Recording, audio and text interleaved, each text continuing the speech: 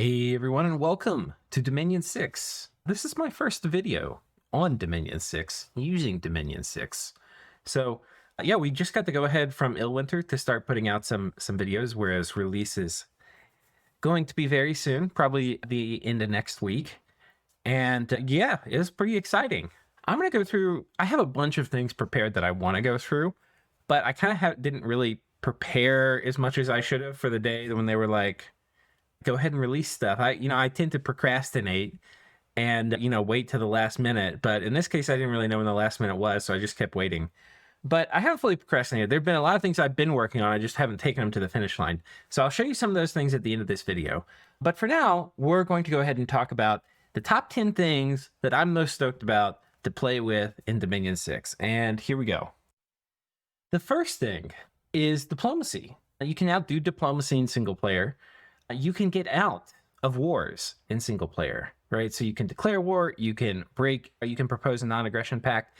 It's actually very simple. There's not a ton going on here in this menu. And for the game I'm most excited to have come out in many years, and for me to be like, oh, the thing I'm most excited about is this 2-button menu. Yeah, I am, okay? I'm that excited about this menu. It's really good. So basically, you can get in a non-aggression pact, which will actually prohibit you mechanically from like attacking a certain player if you have diplomacy enforced. And yeah, and then you can exit that agreement with declare war. And yeah, this makes single player so much better. You don't just get jumped on. Now, there's a bunch of things when they were kind of doing the Dominion 6 development and kind of chatting with us. And apparently there's a bunch of things I learned from players. I think in partially in response to doing the Dominion 6 wish list, there's a bunch of things I learned from players, and there's some things I learned from Illwinter. So there actually in Dominions 5 was a way to get out of wars. If you were at peace with this comes from Illwinter. If you were at peace with another player for a long enough number of turns, like if flags didn't change hands, they would assume you were at peace. So that's pretty cool. That's pretty cool. The other thing that I learned is that there's rules baked in when you set up a new world. So when you set up a new world, there's rules baked in. Wait, ooh, whoops, I did it wrong. Right here, when you're doing AI type. This is a thing I'd never tinkered with, right? But defensive, aggressive, and standard all have different rules for the first turn they can declare war. So I think there's a few things. One is I don't think the default should be random, because if you have all the AIs declaring war on you, like if you roll a bunch of aggressive, aggressive will declare war on you at like turn 14 or something. So this is one of the things I didn't understand how this works. But yeah, basically there might be other things that are part of this, like the AI changes. But I think the biggest one that I'm aware of is what turn they'll declare war. So I think if you have it on defensive, it's something like turn 30, they'll declare war. And I really like this for single player. And if you're starting a new game, I would highly recommend you putting on defensive AI type. That doesn't mean you can't fight until 30. It means you get to pick. But you could do a mix. You could do defensive and then have like one aggressive AI or two aggressive AIs, and they're going to be going hog wild early. Now, they may not declare war against you, maybe against other players, but yeah. And this makes so much sense with what I knew about my experiences with Dominions 5, is that just when you do a single player game, it's just sometimes they just are declaring war nonstop. And then other times you just have like all the space in the world. I thought it was just whether they were declaring war on me or they were rolling dice and picking another neighbor. And that was probably part of it, but a big part of it was probably what kind of behavior type I rolled when the default random went in. So I had suggested to Illwinter to change the default to standard or to defensive, but I actually think a good mix, if you're a new player, I think you start off on defensive. If you're a vet, maybe you want to spice it up a little bit. First of all, you can be as aggressive as you want in defensive. You just attack people, right? So you can still be aggressive and like have an aggressive game, but you can throw in, a few standard. Anyway, I'm very excited about the diplomacy changes. Being able to get out of wars with the A is amazing. So yeah, I think it's going to make the single player experience a lot better. It's still kind of opaque into how it works when the AI will accept your non-aggression pact offer. The closer you are to having a throne victory, the less likely they are to accept your messages. I'm not sure the other things it factors in. Hopefully that's something we'll be learning. All right, next change, and sorry I'm doing this in a test game. It's just so much easier for me to put a video together. And it looks kind of funky, like the things are grayed out here. There's just a flag I have to enable on the map to stop that. Actually, I'll do it. I'll show you the flag. All right, and like that, we have snapped this into not blurring out the parts which aren't part of provinces. There's a feature if you're a map maker, you put map no hide, because one of the new things in Dominion 6 is there's fog of war now, so you can't see you actually get the feeling of exploration. But on certain maps, the way it works is that things which aren't part of provinces, it tends to blur out unless you put on map no hide. Anyway, but yeah, so there's a lot of really cool UI changes I'm really excited to share with you. Let's see, where do we get started? First of all, the whole thing looks different. And honestly, because I've spent so much time playing Dominion 6, Dominion's 5, it's like disorienting to me. I'm like, when I'm looking at things, I'm like, I can't look in the right spot. I'm like looking over here and then looking up here. Like, I think in the previous one, like was your province graph stuff. Like this would say like stuff about your provinces. And then this was like menus. But yeah, now all your province information is here on the right. They've also improved a lot of the information here for your individual units. Honestly, the biggest thing for UI for me is I hated managing like items and stuff in the late game. So you have the treasury is bigger, guys. This is a lot more space. What does this mean? This means, let me make some items real quick. You can, oh wait, I don't have any money. Well, we've got enough. Okay, so if you click on the magical treasury, you hold shift down, you can place this item. So in late game in Dominions, you often have a lot of items. You never know when you'll need something. So you can now organize them however you want. Before the space was so constrained, it really was tough organizing. You would run out of space. Now you actually have enough. You could have like an area for kits. You could have an area for path boosters. You could have an area for like miscellaneous things. You could have an area for artifacts. It's going to be so much easier to manage. Now I want to caution you. Because this is bigger, it doesn't mean you should necessarily fill it up more. And the reason for that is, I worked in production for a while, and, inventory is a form of waste, right? So don't be piling up stuff here. It's not doing it's not earning interest sitting here in your magical item treasury. But still, the fact that it's huge is amazing. And I know this is not going to be super amazing to like new players and stuff, but for me, because this is my personal top 10, oh my god, it's so much better. You can also now search for whatever you want. So let me just show you. Okay, so I went and forged a few rings of wizardry, and I have popped them onto different commanders. And this would be, I'm in a late game Dominions game right now, and searching for where items are is absolute hell. You're like, I know I have a ring of wizardry, now where is it? Well, now you can look up, they're broken up into construction levels. I've got debug mod on, so it's put everything into construction 1. But it's sorted by construction level, and then it's got all the types of items listed. And then you click on this, and it tells you where they all are. It says, I've got 1 in treasury, and then it says, I've got 1 on this guy. Here's where they are. Here are their paths, and where they are. So, I can click on them, and it's going to take me to this guy who's hidden here. So it's pretty amazing. It's going to make late game item management, between that, being able to like actually search for things essentially instantly, between this and having a bigger inventory, it's going to be almost unplayable, people going back to Dominions 5. It makes such a big difference when you're putting in, several hours to play late games Dominions, and you can actually manage everything exactly how you like. And remember, shift key to move your things around. Don't be somebody with an unorganized inventory. There's a ton of other UI changes. Like I said, this all changed. I think the army screen is mostly the same, but there's now like a fly attack command, which was something I specifically wanted. I'll just show you guys that. Let me make this guy a kit. I'll pause. Okay, so I've made a kit for this guy, so he won't die when I send him in alone, because he's going to get up close and personal with some dudes. So we're just going to have him do personal mist form. A lot of the spells have changed in terms of their name. I mean, gosh, I'm breaking off my list format, but there's just so much that's different. But like, you now have personal mist form, but you can also buff mist form. That's not something you used to be able to do, and that's a big deal.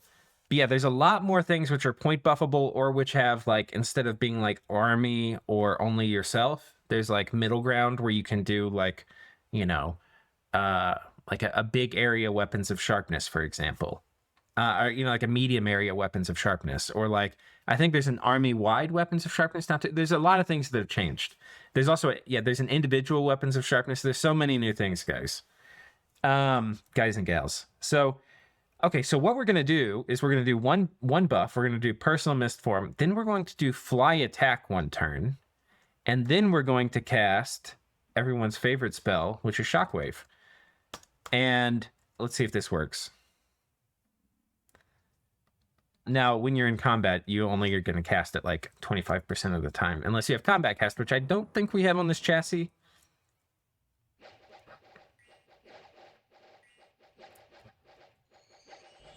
Wait, did that not work? Bugs during testing? Wait, fly attack? Oh, wait, can this guy not fly? Okay, that would make sense. Let's swap this up. I think I actually need to have him fly, or fly attack isn't going to work. It's like, did I find a bug? No, it's most likely user error, as is the case. All right, let's see if we get it. Personal flight. Right, and then he jumps in, and then he'll shockwave. So imagine this with a bunch of like Eagle Kings or whatever. Super cool. That's a new way to use like archdevils and things like that. And really, this is mostly like a UI change. Somebody's been turning the shrubs into trees. Animate trees. This kind of cool new spell you get to see here. So this is an animated bush. You'll notice there's actual terrain here. Like, this is a small shrub. And he's going to cast animate tree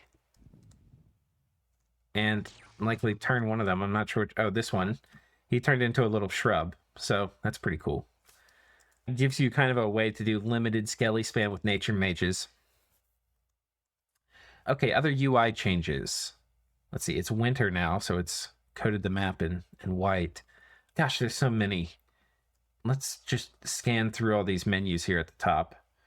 Oh yeah, the score graphs are better. You now have blood income, which shows up, which is amazing. You have gym income. I think this might include more things than were previously captured. I think they've made the graphs a little more reliable.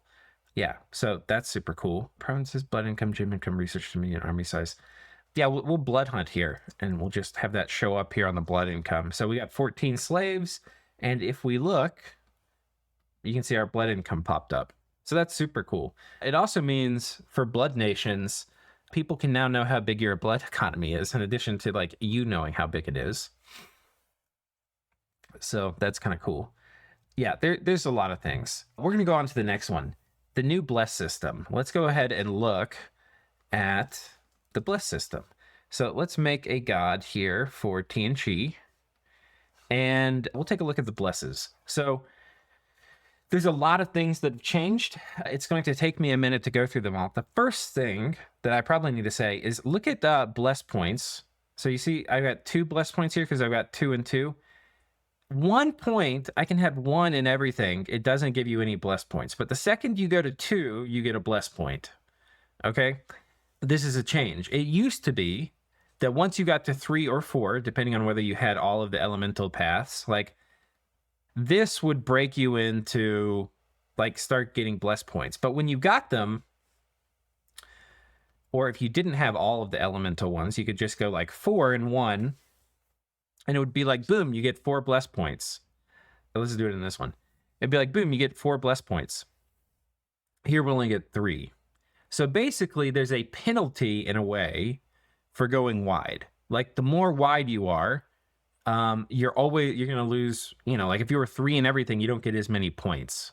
So if you do like this, you're only getting 2 points for every 3, instead of 3 points for every 3. So this is I think one of the things Illwinter's trying to do is make rainbows less good, which I fully approve of and love that they're doing. But it's kind of interesting because it has as a byproduct, while it has it's targeted the nerf at rainbows, it's generally made less bless points available in general because you don't really get more like you don't have more design points to spend. So, if you were going to do this guy in Dominions 5 and you wanted to buy like a bless with them, you would quite simply have more bless points. But you're going to have way less bless points as a rainbow, if that makes sense. So in general, there's less bless points available, but rainbows are way nerfed. What is a rainbow? So some of you might be new to Dominion. So there's a bunch of categories of pretenders. Rainbow pretenders are generally these human mages. They don't, they're not something you would normally think to pick for a god. Like this old man, he's going to be my god. Yeah. When instead you could have a huge black turtle, which is one of the new pretenders. So yeah, there's a bunch of, I think some of these got new sprites too. Yeah, this is a new sprite. Yeah, there's some really cool sprites around. I think that might be old. But they're just like littered in the game or some cool new sprites all over the place. So, but like, why would you get a rainbow? The reason you get rainbow is because it's very cheap. It's very cheap to get a new path. The new path cost is 10. So when you're picking what magic paths your god is going to have, rainbows, you typically want to go very wide. And these were kind of the most overpowered in general, probably at Dominions. You would take a good sacred nation, and then you would purchase for your sacred a ton of blesses just because it was so cheap to get a ton of bless points going wide. Well, now that strategy is very much nerfed. The other way that strategy got nerfed is that a lot of the things you would typically pick up, like some of the stronger blesses in Dominions 5, have been nerfed. For example, for shock, like for air magic, you used to be able to get shock resistance, which was like shock. You would spend 3 points to get 10 shock resistance. Well, now, or you could spend 1 point, a single bless point, and get 5 shock resistance. Well, now there's no option for the single point for 5. You have to spend at least 2 points to get 5. And there's no option where you spend 3 points to get 10. Now you spend 2 points to get 10. The change, though, and why this isn't a straight nerf, is it changed how these resistances work, my understanding. And I need to give you a disclaimer. Almost everything I say in this video could be wrong, right? There's things that maybe got set at a point, or they got discussed, or whatever, and I haven't played like multiplayer games with Dominion 6 much, which is, as we all know, the true teacher. So, but one of the things that's been changed is now instead of just getting like -5 damage or whatever whenever you take shock damage, for each 5 points of shock resistance you have, you also are going to get the resulting damage reduced by 10%. So if you have 10 points of shock resistance, it's going to subtract 10, and then it's going to take the remaining damage that goes through and reduce it by 20%. That's my understanding. So while it's a nerf in the grand sense of like these being more expensive, it's a buff in the fact that 5 shock resistance is better than it was before, in a way. But yeah, there's a bunch of other new blesses. There's Unbearable Splendor. Keep an eye on this one. This one might be one of the better ones. The weapons are also kind of interesting. And a lot of them have been changed and improved. There's now vitriolic weapons, which has a chance to damage armor, which is pretty cool. It's water. They're pretty expensive. Water 6, fire 2.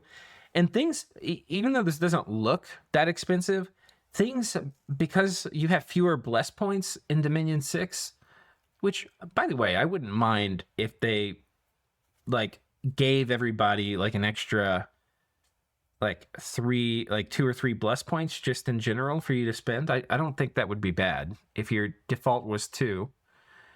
I think that would be nice so that some of these things would be a bit more affordable.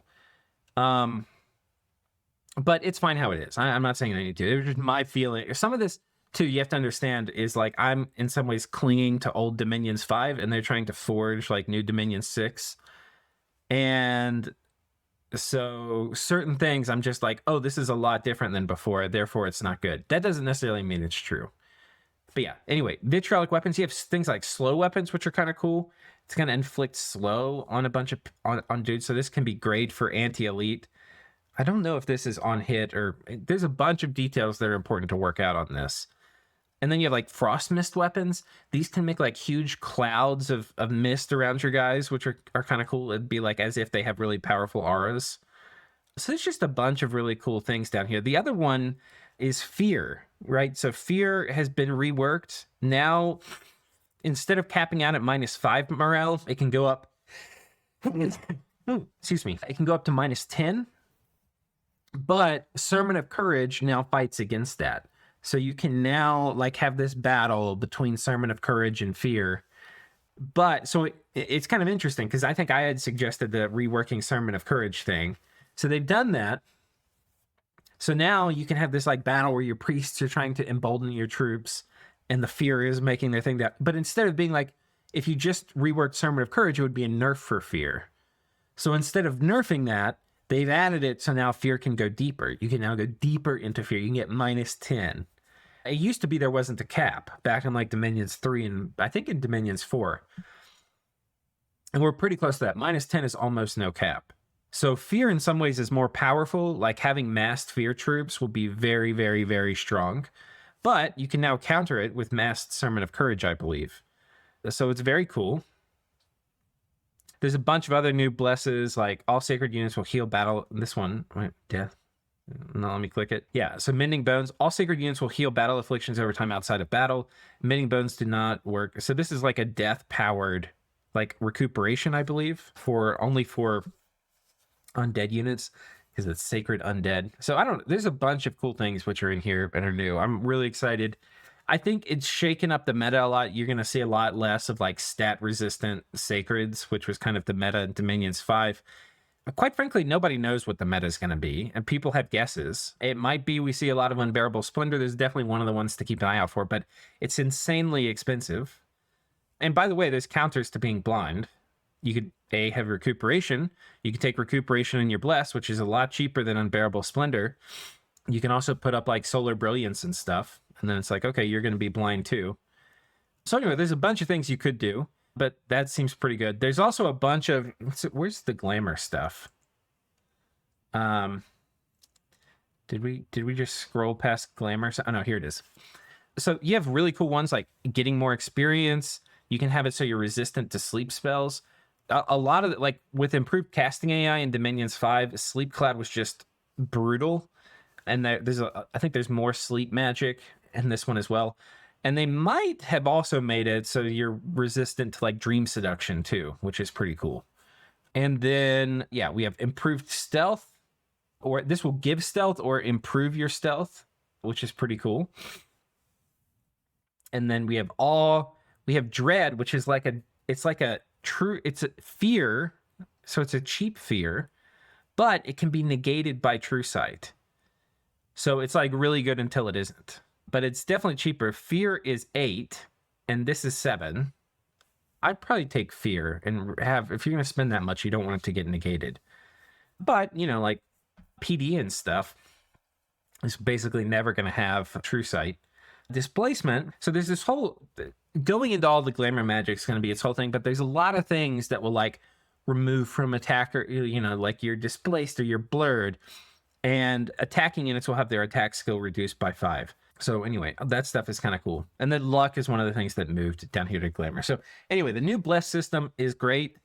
I think it's definitely a step up. You also have things like Flight, like really powerful effects. You also have, Stormflight? This is, I think, appropriately priced at 4. This gives you Stormflight. Could be game-changing for like Ocelotl factions, but could also be kind of cool for other factions which are just planning on, you know, like Lanka or something, right? Where they want to cast Mass Flight in a storm. Well, now they can and have it work. It's a very cool ability. Okay, that's it for the Bless system. The next one up is, we'll talk more about Glamour, but I'm very excited. It's been a long time since Dominions has had an entirely new magic path, and it's time that we talk about it. So there's so many new things. You can see we get a bunch of summons, and most of these things are new. This is like a scrying spell. There's these water kobolds, which I think can sail. so they can ferry your dudes around. You have cave kobolds, which I think they mine. Like they give you, I forget exactly how it works. But let me pause and we'll get some. Okay, I've gone and summoned a bunch of them, so let's go through them now and I'll explain each of them. So, by the way, this is going to be a very superficial overview. We'll probably have to do an in-depth guide at some point. Somebody will probably beat me to it. But we're going to do an in-depth guide at some point on Glamour. Okay, so we've got Summon Feyfolk. It's 5 Glamour gems, and you get 10 dudes. And the people you get are these. So, oh, whoops, not these guys. So you get just a bunch of little guys. They can have random heads. Right now, the heads don't seem to do much. Like, you think this guy would get like a scratch or a claw or a bite. But they're kind of cool. They're just kind of generic Glamour chaff. They're not terribly good. They don't really have great stats. But it's, you know, chaff and low level. What can we say? You get a sight searching spell. Then you get water kobolds. And these are a commander. This is a water kobold. So these, by the way, are a good value. Like, a water kobold for 12 gems, not bad, because they're mages, right? So they can do glamour and water buffing. I would say this is a pretty good economical use. And then plus they have decent leadership and can ferry your guys around with sailing. So anyway, that's kind of cool. You get to sail guys around with a water kobold. I would say these are, if you're on a map where you need to sail or sailing could be valuable, these guys are like extreme value.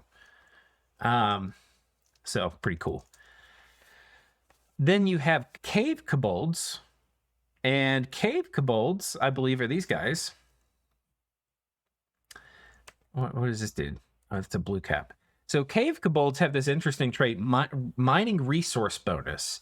If they're in a province that is either has a mine in it, so like a iron mine, I presume a silver mine too, any kind of mine, or a cave province, then you can basically, these guys add to the resource total for that province. And, you know, resources are something that sometimes you need and sometimes you don't. So if you need it, it's really good, but it's not like exactly scaling economy. This just allows you to produce things if you have the gold for it.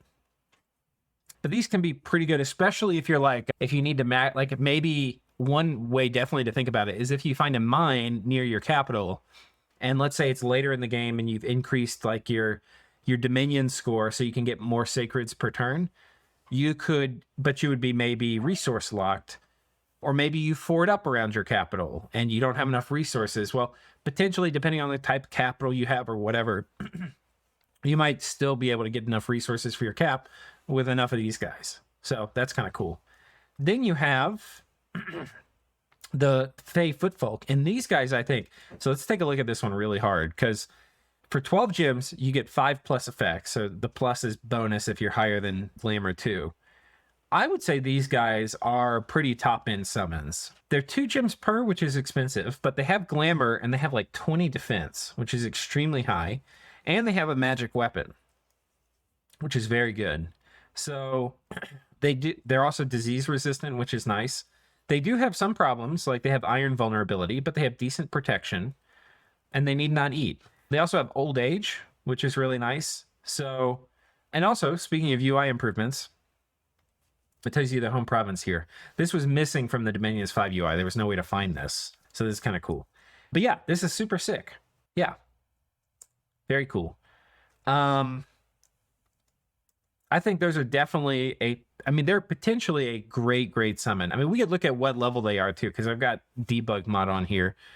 But it'd be hard for me to show you all the things without having debug mods, so because these are not all level 0. And then we have Fey Knights. These are pricey. We'll look at the cost in a second, but here are the Fey Knights. So they have a Fey Blade, and then they also get a Fey Lance. And this is a big, hefty charge bonus they get. So this will definitely has the potential to blow up a lot of different kinds of thugs. Like a 19 damage lance can be a lot of damage with the charge bonus and heavy weapon all factored in. And then they come on a Fey Steed, which has 14 defense, which is kind of pretty good, and then 21 protection. It's very well armored. So yeah, pretty solid. The question is cost, of course, and as it always is. And for the Fey Knights, you spend 15 to get 3. So it's basically 5 per. in certain situations, I could see the Fey Knights being better. I kind of think I like the Fey Footfolk better. I'd rather have more guys, I think. But maybe the Fey Knights are better. I mean, you are kind of getting, if you count the horse, you're kind of getting two for one. So, yeah, it could actually be, maybe you get 6 with that compared to this, which is only, 5. I don't know. I think it depends. But they're pretty cool. The Sleeper, well, I don't think I summoned one of those. Wait, where's the Sleeper? Is he down here? Okay, yeah. Sprite hasn't changed. The same old guy from before. It used to be Nature Magic. Now it's Glamour. And then we have the Fey Prince. That's this guy. Or gal. Hard to tell. But yeah, they're pretty cool. They're Glamour. I don't know if this is a random. But right here, Glamour. We can get a few of them and see if they're all the same. Yeah, they're all the same here. So Glamour 2, Nature 1. So there's a lot of nice glamour buffing you can do. They're priced reasonably well at 30 gems. And these are definitely thug stats. So these guys could definitely thug. Kind of expensive, especially for like a caster. Maybe if you need to break yourself into some thugs, they could be really nice. Because they could probably do reasonably heavy thugging, especially with point buffs. And we'll try to get through the last of them here. Got gnomes and fairies. So these are both things you could get before. Now you get a gnome commander. Gnomes in Dominions 5 were just earth and nature too. They also had upkeep. Their upkeep's gone, and they're now Glamour 2 mages as well. So these are now 6-path mages, which are exceptionally good. Yeah, they're really, really strong. They also have the slap attack if you want to permanently shrink somebody's god. This is... If you're going to beat somebody, if you can sneak a slap attack on their god, it's just the extra little, it's in a way to assert dominance. It's to shrink their god. And then you have the Fairy Queen, who just, I believe, a couple weeks ago got her sprite reworked, and I think it's one of the more beautiful sprites in Dominions. So yeah, really cool sprite. I love how colorful it is, and yeah, the paths on it changed as well. So instead, it used to be Nature 3, Air 3. Now it's Nature 3, Glamour 3, and then you get a random of air, earth, or water. So you can see we got an air, we got an earth here, and we got a water here. So, it says a lot of things. You can do foul vapors. These guys can do shrink, Gaia's blessing or whatever. So Fairy Queens, now, even better. Even better. The only downside is you lose access to Air 3. But I believe there are other air summons. I forget what they are. Let me see if I can find it. Well, I can't find it at the moment, but I assume it exists. There's also the other things to talk about Glamour is there's a bunch of... we haven't even touched on the combat magic, right? But there's a ton of combat magic. We'll go through some of the lists of it. So you've got Blur, Displaced Body... Twilight, this is like a darkness. Shadow Warriors, this is an area of effect. Blur, by the way, reduces the attack on people attacking by 2. And then you have Invisibility, which gives you Unseen. So it's not quite Invisibility, because I believe Unseen can be, like, once it goes away, it's not, people aren't taking the minus rolls for forever. It's until you get hit. So I believe how that works. But then you can also do Army of Shades, the entire battlefield with Blur, and then Displaced Warriors, which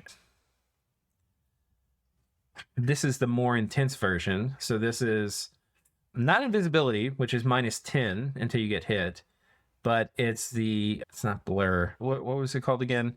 Oh, Displaced Body, right? So it's basically Displaced Body on now a pretty big group of guys, which anyway, a lot more ways to buff. And I believe in Thaumaturgy, we have Luck. And where is it? Battle Fortune. This is a big battlefield-wide version like we had with Astral. And then Dreamwild Legion. This affects the entire battlefield. And so this is basically the previous Will of Fates.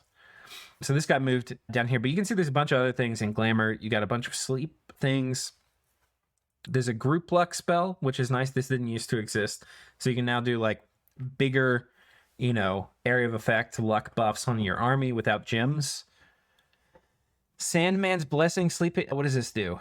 Yeah, so this is a very strong, like, mass sleep spell. So very cool. Yeah, tons of cool stuff. There's Aura of Bewilderment, bunch of interesting things. There's just so many cool things here. I haven't honestly explored all of them either. So I'm really excited to see what people do. And the other thing too, just to add to it, is when there's a new path of magic with like new buffs and stuff, it means there's one more buff you can stack on the guide to make them even stronger. Okay, the next thing is there's a lot of new nations. And so 5 and 6 are new nations and reworked nations. And I'll go ahead and just show you a graphic I'm working on. I haven't finished it, but I'll flash it up. Okay, so this is a graphic I've been working on. I'll do a video on this at some point. As you can see, I've done some of the thing for all the things, but really I've done early age and then half of middle age, where I'm going through marking which nations got reworked, which are new. So if you look in green, you can see the new nations. We've got Pyrene, we've got Muspelheim, we've got these ones have been reworked here. We've got Asphodel's been reworked, Man has been reworked, Iru's been reworked, Pyrene is new in middle age, ctis has been reworked. This is a new nation, Nidgavur. This is a really strange and crazy nation. I'm excited to see what people do with that one. Marignon's been reworked, as has ctis in late age. Machaka is also getting reworked too, middle-aged Machaka. There's somewhere up here. They've been doing that recently. I don't think I'd added it yet. And then there's a lot of new nations in the late age. We've got basically a bunch of end breakoffs. We've got the Femini faction, the Piconi faction, and the Andromania faction. And these are all pretty interesting. And then significantly, late age Rlyeh got majorly reworked. So it's like a totally new nation now. So there's a bunch of national changes, which are really cool. Yeah, I love the nations that they've reworked so far. Some things I'm like, they had started reworking Asphodel where they put in like limits to how much of your population could get killed, and then they kind of undid it. So I wonder if they'll change that before it actually gets released. Because I think for one point in the beta, they had an interesting point where like your population would go down to like, if you had a fort, maybe like 7,000 or 8,000, and then it would get protected. And that was kind of interesting, you know, like not being able to have any provinces, even if they have forts in them over 7,000 population, is a pretty big handicap, but you can still make like Black Centaur for a long time and stuff like that. So kind of interesting.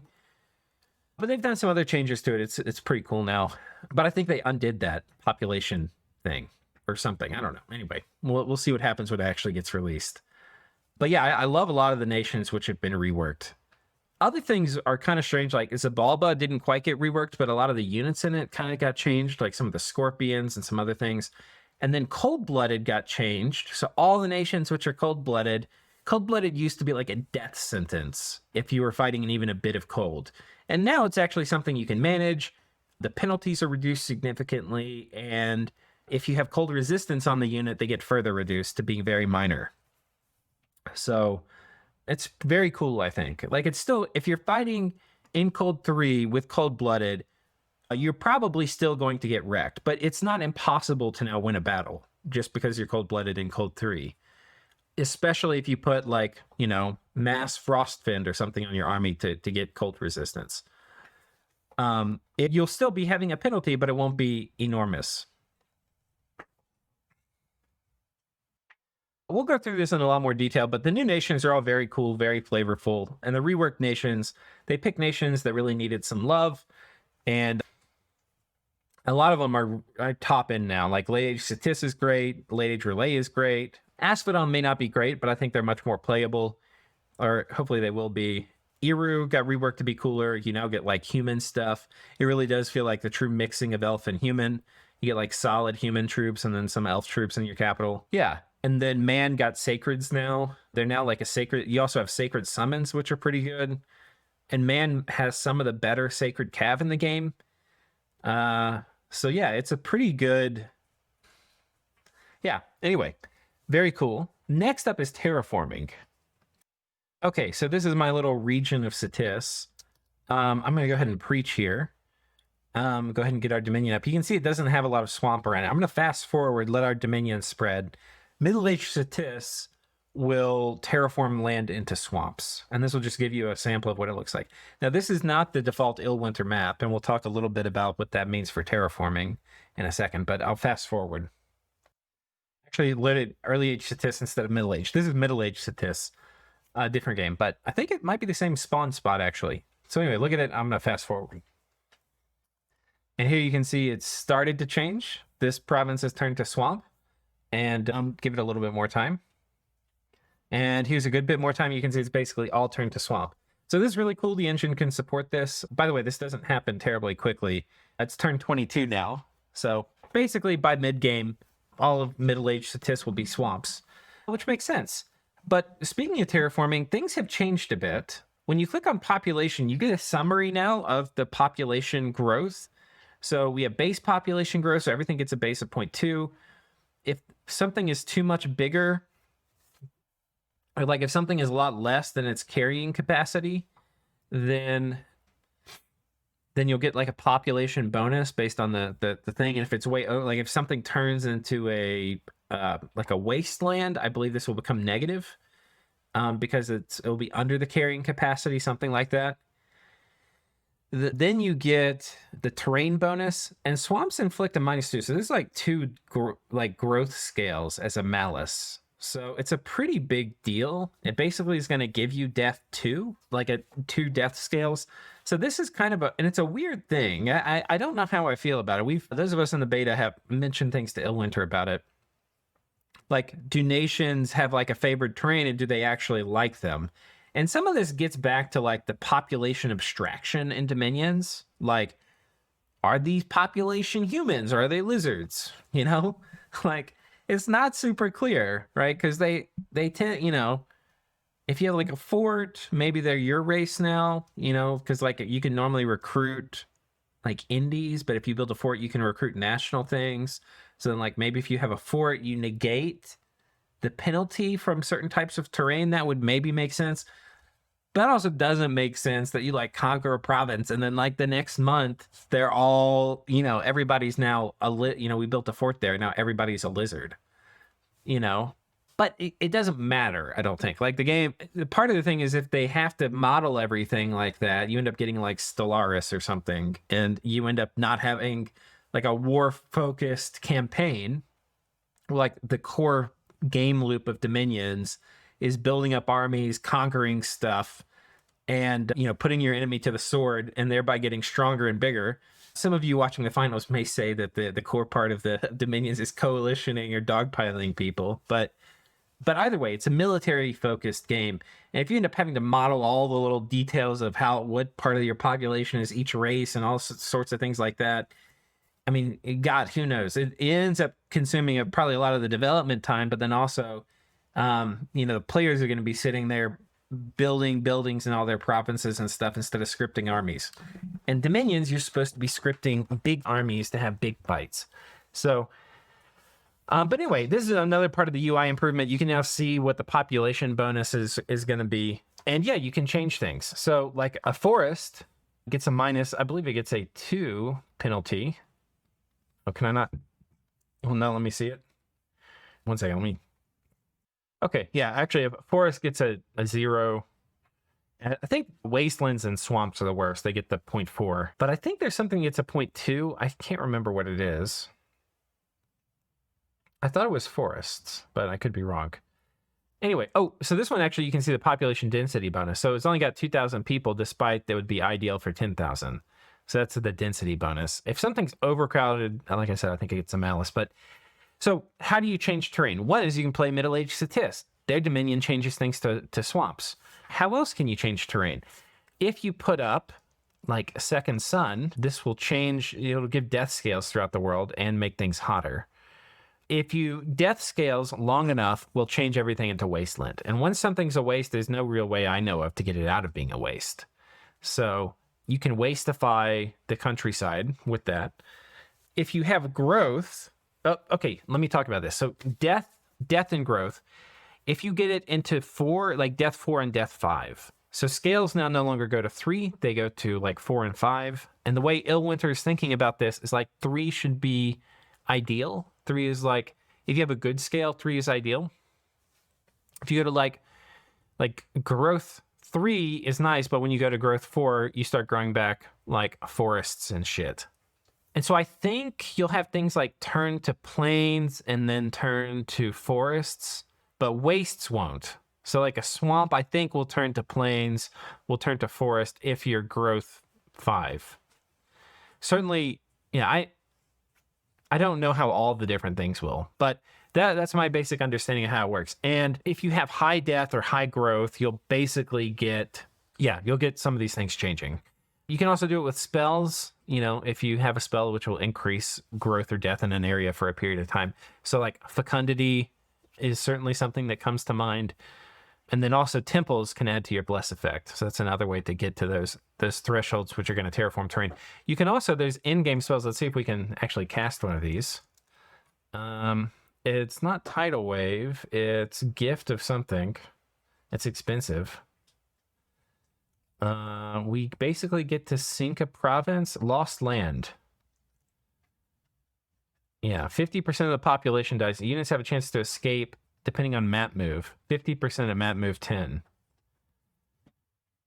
So it's like run for the shore because this is now an ocean. So that's exciting.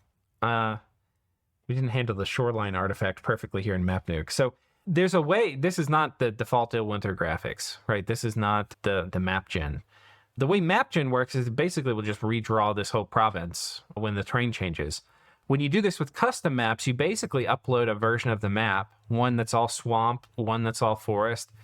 Hard to do if you're doing like a hand-drawn map, but with something like a program like MapNuke, he can just have it, draw all the things swamp, draw all the things mountain, draw all the things highland, draw all the things farm, and you just put all those in the map folder, and then bada bing, bada boom, you can support stuff like this. So yeah, it's kind of cool. So we just drowned this province, and it's now, as you can see, a sea province.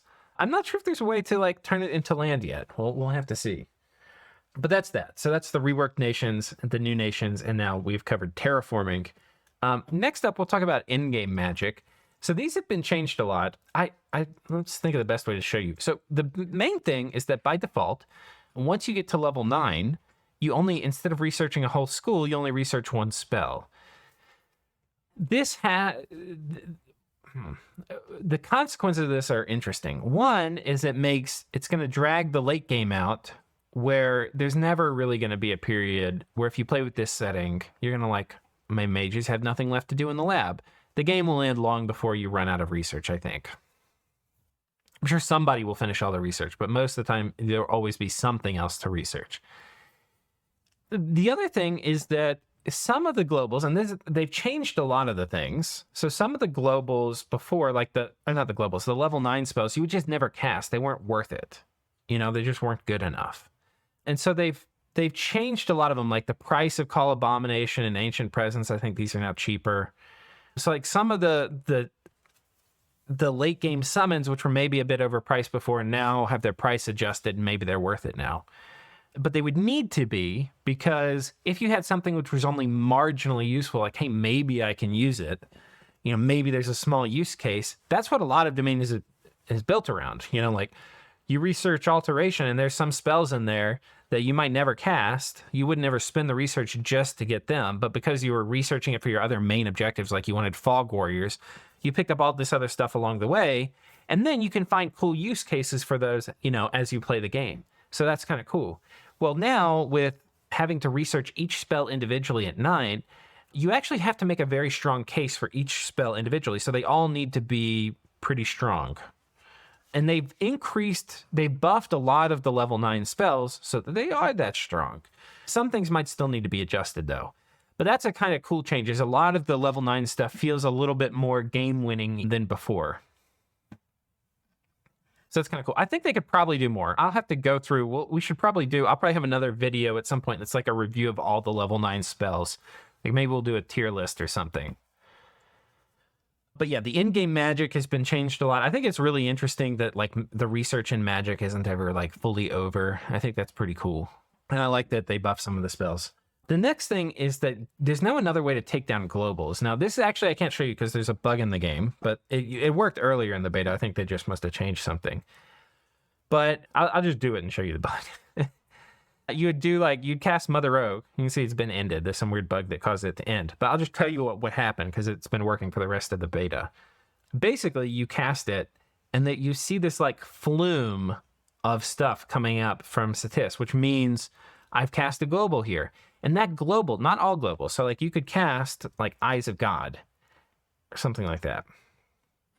This is not tied to a province. And I'll show you what it says on the display. Like, Eyes of God, you just cast it. But if you were to cast Mother Oak, which is a global, it says is centered on a single province. So what does that mean? It means it's basically, it soaks up a global spot if you were to cast it. Like, it would use one of these spots here, the limited spots. But it can have an origin, like a specific province from which it comes. And what that means is if you lose that province, it's taken down. So, God, I hope they do it with Illwinter. I really hope they do it with Illwinter. I haven't checked. But certain things which are just a nightmare to take down, like especially the blood globals, like please make every single blood global tied to a province. Because that gives you another way to take it down. Basically, instead of having to either kill the caster or dispel it or overcast it, you can now conquer that single province. So it's a much more attainable war aim. You know, what you would do if you have to kill the caster, they put shade mail on the caster. The caster wanders around the map stealthy. You can never find it or kill it. And so until that player's actually dead and all their units are wiped off the board, you can't do it. Well, now, if it's tied to a single province, it gives you a much more reasonable way to take control of certain globals, which is very cool. I'm not sure all the globals that have it, but like Eternal Pyre does, and a lot of these globals will also change the scales of the province they're in. So that's also very cool. And the graphics cool. The other thing that's kind of cool, let's see if we can show you, is that let's say I'm teleporting somewhere. Let's say I want to teleport here. You can't see it right now. If I turn on map filters, let me find that. Oh, well, I didn't even have to turn on. I think I already have it enabled. I forget, where is map filters? Did I? Is it here? Oh, here it is. They've moved it to this. Remote rituals. So you can uncheck this and it's gone. And then you come back here and you turn on remote rituals. And you can now see where you're casting things. And oh my God, is that helpful? Right? Especially if you're playing in a Hydra game or something, like where you have two people playing one nation. So you have like a partner in crime. You have no idea, like, oh, there's a guy from here coming to this province. It's so hard to see. And it's one of the reasons that like turns are really complicated in the late game, and you kind of need to do it at one time. Like you really, for a high skill late game Dominions turn, you really need to carve out like an hour and a half to just sit down with a cup of coffee and just hammer out your turn all in one setting. Because at least for me, my memory is not good enough for me to do it in multiple settings, because with like hundreds of provinces and stuff, I would forget that I magic phased the guy here, and I might send horrors there on the same turn, and then you end up getting like horrors cast on the guy, like the same place where like magic phasing a thug. But yeah, you could do like Ghost Riders here, and you can see there's now two magic paths. And you'd be like, oh look, it's death and astral. So you would know like, okay, this is some messed up stuff. Like I might actually kill my thug that I'm sending here. So this is really cool. I really love that they added this. It makes it so much easier to see. The other thing that's kind of cool is like if you have a big army, this is some of the UI changes that I've like failed to cover. So this army, you can see it sends like, this is a single commander, it's a thin arrow. This is a medium army and it's got like a thick arrow. If I had like a huge army, it would have a really thick arrow. So it's communicating more information when you just look at it to saying like what's actually happening, which is great. Yeah, so that's awesome. And then also because of the size difference, if things are like, if I'm going this way and something here is coming this way, it's easier just visually to see that. So there's just a bunch of UI changes that are like really small that end up making a pretty big difference. And I've hardly covered any of them. This is a localization of globals. And the final thing, and we're now at an hour, is that I think all the changes combined, you know, that if one of the things when I had that graphic flashed up in Photoshop was that Glamour is now on a lot of nations, and I've marked which all nations got Glamour paths added, at least that I found. So like a nation might just play totally different or significantly different because it has Glamour mages now. And like Vedheim, the little Gaijas on it now are Glamour instead of one of the previous paths. So they're like less good at nature, which changes how they play. And then they can do Glamour, which also changes how they play. The size mechanics also changed a lot, you know, like how that works. You now stack up to 10 points in a square rather than up to 5. Certain nations like Vedi, you know, goblins, which were size 1, you could fit 6 you could fit 6, not 5 previously. You fit 6 per square. Now you can only fit 5 per square. So that way it's a nerf for Bettyheim. But other nations are going to change, whereas like certain types of units, you could only fit 1 per square in Dominions 5, but because of how the size changes and whatnot reworked, like a lot of times it's things that were size 4 in Dominions 5. A lot of things which were size 4, not all of them, in Dominions 5, that it would only be 1 per square. Some of them now are size 5. They've only jumped up from size 4 to size 5, but because you can fit 10 size points in a square, you can fit 2 of them per square. So there's a bunch of things which are pretty interesting, like, you know, but like that's a big change. Like if you have 2 or 1 unit per square, that's going to change a lot how they fight. So, I mean, God, there's so many things, guys. Like they've changed the way natural weapons work. Like, you know, like I don't even think I had Agartha mentioned as being reworked, but like these guys now have unlimited ammo on Mind Blast. There's no ammo here, right? It just costs fatigue, right? So they end up getting fatigued out, and once they get above 50 fatigue, they can't Mind Blast anymore. So you can't use these special fatigue-causing attacks if you're over 50 fatigue. You know, but you could put relief up, you could take a reinvigoration bless, you can do other things, and you can cast it a lot longer. So it's pretty cool shit. It's pretty cool shit. Yeah. There's just so many changes. I think being good at Dominions 5 is certainly, without a doubt, going to help you be good at Dominions 6. But there's just so many things that are so different. And that's kind of an interesting thing. Like, if you think about Dominions 5, the game is so big, with so many units, with so many spells, with so many summons, with so many, like, interrelated strategies, like how you do army composition, when you do big armies, when you do small armies, all these things, that it's so complicated, we probably haven't explored it. Like, if you took the best play that's possible, like let's say, you know, like how they have the AIs that have been trained to like solve checkers or chess or Go or whatever, and they're playing the game in a different world than human players. And these are games which like the human players have like really figured out. They've like really figured it out. We haven't even gotten close to figuring out Dominions 5. We've like figured out little bits and pieces. There's some good players for sure, but like we hadn't, like it was nowhere close to being remotely solved for humans, because it's way more complicated than chess, way more complicated than Go. Like, you had to play for years before you could even start thinking about it like chess a lot of times. Like, where you start seeing all, like, the deep strategies, like, that are going, like, 10 turns into the future and stuff. You know? So, very complicated.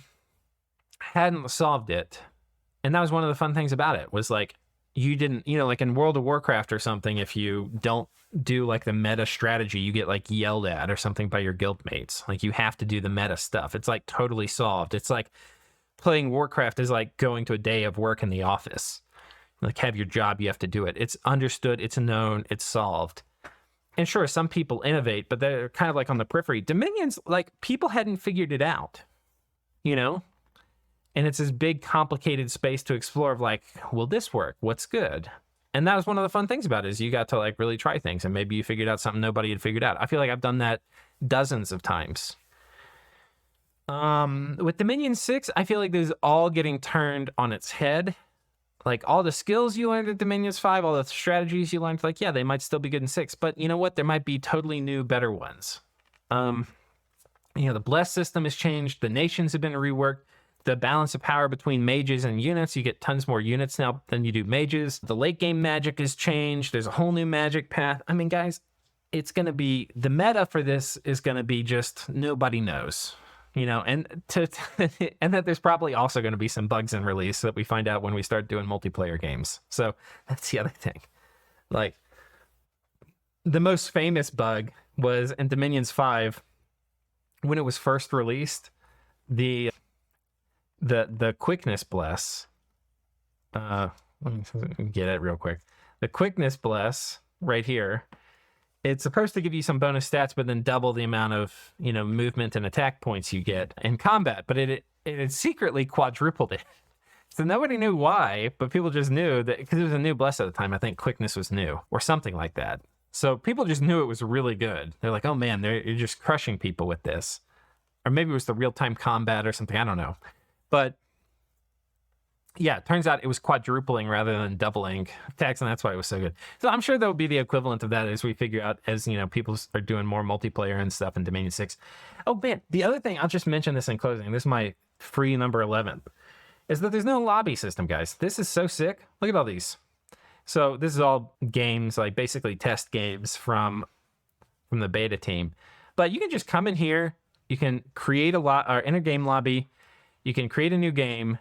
So you'd have to disable mods here. Mods will be supported in the lobby, according to Illwinter, but they're not supported right now. So this would be for like vanilla games. So there's still a big reason to use like Clockwork Bot. I'm not sure how that will be set up. Presumably, Drithel and Pencils, who are the Clockwork Jedis, will have support for Dominion 6. But, you know, if they don't, you have this here, and you'll be able to do modded games on this soon. But yeah, you can just make a game, and like the cool thing is you can just make like, here's my 1v1 game, and we can give it no password, right? Or you give it a password and share it with like a friend in Discord, and you know, you can just make it. Now I think you can only have like 5 games per player that you host, so you have to like close your old games to make new ones. But yeah. So you can just basically set up your game like this and then host it, and then anybody can join. So you can see, because I made this 1v1, like, so anybody can join. You put a message in here like, hey, come join, and then people join, and then you just have a blitz. And like a 1v1 blitz is something you can pretty much guarantee you could do in an afternoon of like, you know, a 2-hour session.